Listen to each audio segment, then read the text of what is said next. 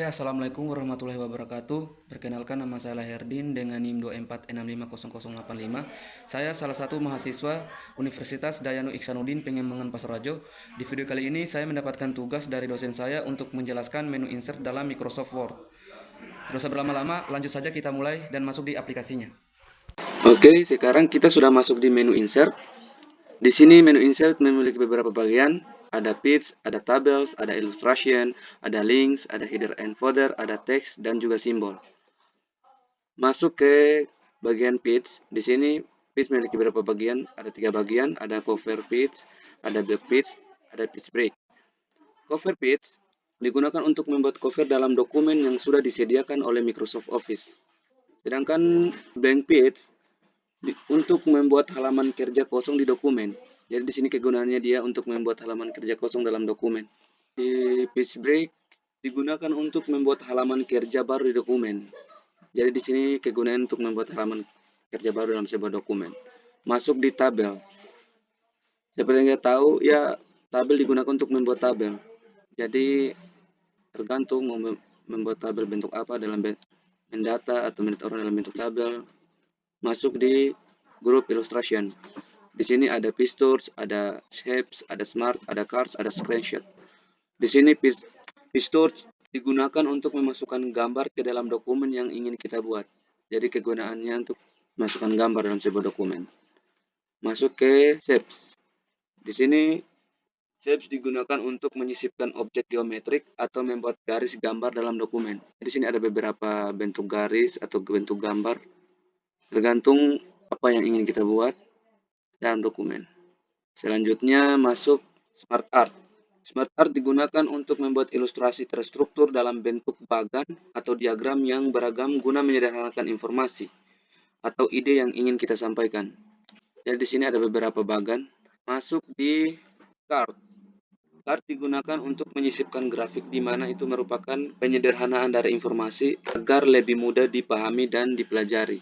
Jadi di sini ada beberapa bagan atau grafik ya. Selanjutnya screenshot. Seperti yang kita tahu, screenshot untuk menangkap tampilan layar pada monitor atau laptop, komputer. Sekarang masuk di bagian link. Ada hyperlink, ada bookmark, ada cross reference. Di sini hyperlink digunakan untuk menghubungkan lembar kerja baik di dalam lembar kerja itu sendiri dengan data atau file lainnya di dalam penyimpanan laptop atau komputer.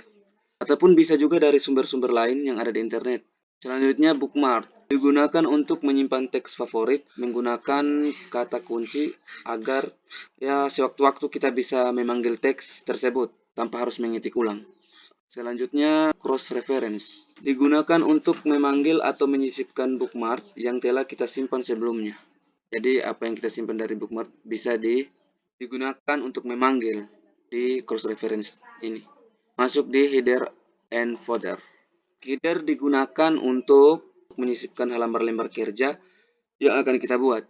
Selanjutnya footer. Footer ini kebalikannya dari header ya. Dia digunakan untuk menyisipkan atau objek di bagian bawah halaman lembar kerja. Header dia di bagian atas lembar kerja, sedangkan footer di bagian bawah lembar kerja. Di sini page number. Seperti yang kita tahu, page number ini bisa disebut nomor halaman. Di sini kegunaannya untuk membuat nomor halaman pada dokumen yang akan kita buat. Masuk di grup teks. Text box digunakan untuk menyisipkan kotak berisi teks sebagai informasi tambahan dari dokumen yang dibuat. Jadi kegunaannya itu untuk menyisipkan kotak berisi teks. Ini sebagai informasi tambahan dari dokumen yang dibuat. Masuk di quiz part. Quiz part digunakan untuk menyimpan objek yang sering digunakan. Masuk di word art. Di word art ini kegunaannya untuk berikan efek tambahan pada teks atau membuat tulisan indah.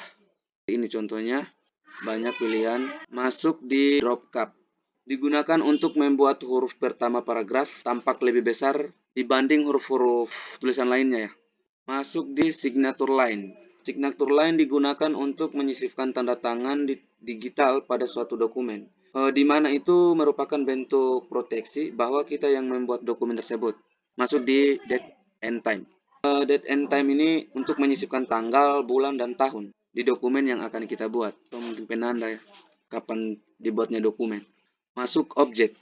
Ini yaitu untuk menyisipkan objek-objek yang telah kita buat sebelumnya ke dalam lembar kerja. Selanjutnya di simbol. Simbol ini dia memiliki dua fitur, tuh equation dan simbol.